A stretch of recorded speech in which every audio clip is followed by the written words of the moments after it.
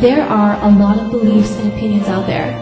Before you accept a belief that attempts to discredit another belief as your own, you must study the evidence for both beliefs and weigh them out. The belief that has more support has a higher propensity to be true.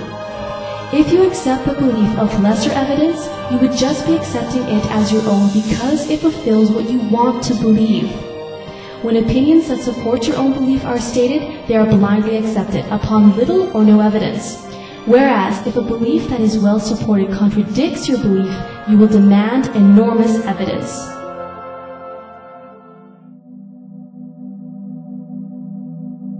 The movie Zeitgeist attempted to associate parallels between Christianity and ancient mythologies, but such assumed associations were only briefly mentioned, and the details of their so-called association were not taken into consideration. If these details had been taken into consideration, the following facts would have popped up. For starters, the movie stated that the story of the flood from the Bible originated from the Epic of Gilgamesh.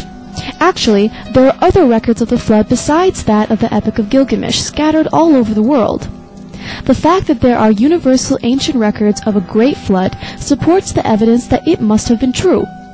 If the flood really did happen, as the Bible states, then of course there would be records of it from the nations that resulted from its survivors, and evidence of this is seen.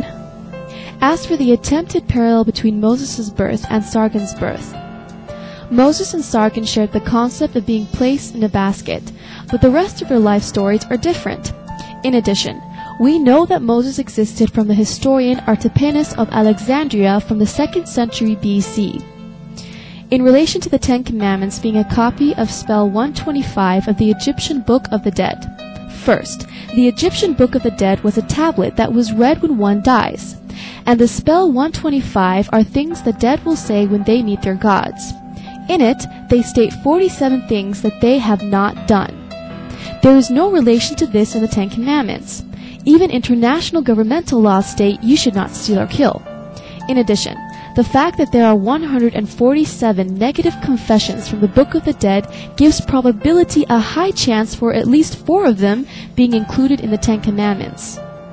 The movie also stated that there are other parallels between accepted Christian traditions and Egyptian beliefs, such as baptism, crucifixion, resurrection, Ark of the Covenant, circumcision, Holy Communion, Easter, Christmas, Passover, etc. If so, where do these relations exist? Since none were validly stated, none should be assumed. However, there are apparent similarities between Catholic Christianity and paganism, the reason for which is presented in the following. Justin Martyr, philosopher, theologian, and an early apologist for Christianity, sought to reconcile Christian doctrine with pagan culture. Catholic Christianity, in order to gain converts from pagans, sought to invent similarities with pagans. When we say that the Word, who is the firstborn of God, was produced without sexual union, and that He, Jesus Christ, our teacher, was crucified and died and rose again and ascended into heaven, we propound nothing different from what you believe regarding those whom you esteem the sons of Jupiter. In that we say He made whole the lame, the paralytic, and those born blind, we seem to say what is very similar to the deeds said to have been done by Aesculapius. Justin Martyr was Catholic, not Christian. Near the time of Justin Martyr, the Catholic Church associated their beliefs with the pagans of that time to gain converts and encourage fellowship with their new doctrines. Catholic beliefs that were adopted from paganism are Christmas being on the 25th of December, Sunday as the holy day of worship, the use and reverence to statues and icons, and many more. The movie Zeitgeist also tried to show that the story of Jesus was a copy of Old Testament stories, mainly that of Joseph. Pointing out the parallels between Jesus and Joseph in the movie does not support that some of Christ's traits were merely a copy of Joseph's. Joseph was the son of Jacob and Rachel, unlike Christ who was born of a virgin. Joseph was born by a miracle in that God opened Rachel's womb. As for Joseph being among 12 brothers in relation to Christ's 12 disciples, this should be attributed to Jacob, the father of the 12 brothers, rather than Joseph, who had 11 brothers. Silver was the currency used to buy people in ancient times. So the attempted relation of Joseph being bought by a sum of silver and Jesus being betrayed for a sum of silver has no weight on this issue. As for the similarity between Joseph and Jesus having miracle births, this should have been taken into account in the light of all the 7 miracle births prior to Christ.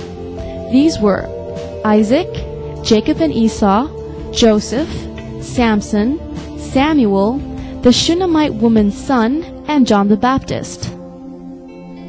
The video discredits some historians who have recorded the existence of Christ as not reliable and barely mentioning him. Tacitus in his Annals mentions that Christ was crucified under Pontius Pilate and gives detailed descriptions of Nero's persecutions, which are also mentioned in several places in the New Testament. Flavius Josephus, the 1st century Jewish historian, makes mention of Jesus, John the Baptist, and James, the brother of Jesus. Recent scholarship has indicated that at least most, if not all, of Josephus' mention of Jesus is authentic. Other references to New Testament figures corroborate the Christian gospel writers. Scholars note that the New Testament corroborates Josephus in minute detail. Keep in mind that Josephus wrote his history after the time of the New Testament.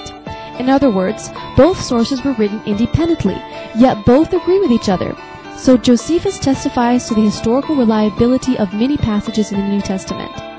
The claim that the writings of Josephus have proven to be a forgery is a blatant lie. We know of many other early references to Christ by pagan writers, but there are also thousands of manuscripts from the 1st and 2nd centuries written by Christians. The fact that early Christians recorded their own history does not discount their reliability. Christianity is not a religion that has its origin in shadowy legend. Rather, it has definite historical roots, strong personalities, and a tremendous amount of source documents to prove it. Other 1st and 2nd century writers who wrote about Jesus as the Son of God, the promised Messiah, and the Lord of creation are Clement, the Bishop of Rome, the writer of the Epistle of Barnabas; Polycarp, the Bishop of Smyrna, a student of the Apostle John; Ignatius, the Bishop of Antioch; Irenaeus, the 2nd century Bishop of Lyons; Tertullian, the 2nd century apologist; Clement, the 2nd century Bishop of Alexandria. The Christ represented in the Bible did exist, and history bears witness to this man who captivated the world for thousands of years till today with his inspiring teachings of life. The attacks by the Zeitgeist movie on Christianity and religion as a whole has by design been used to discredit truth with lies for the purpose of misleading souls to their ruin. People tend to hold any statement that supports their belief as evidence, even if the statements are lies. Look into the points presented in the Zeitgeist response and study for yourself what is true. There should be held into account historical evidence, unlike other people's opinions as shared in the Zeitgeist movie.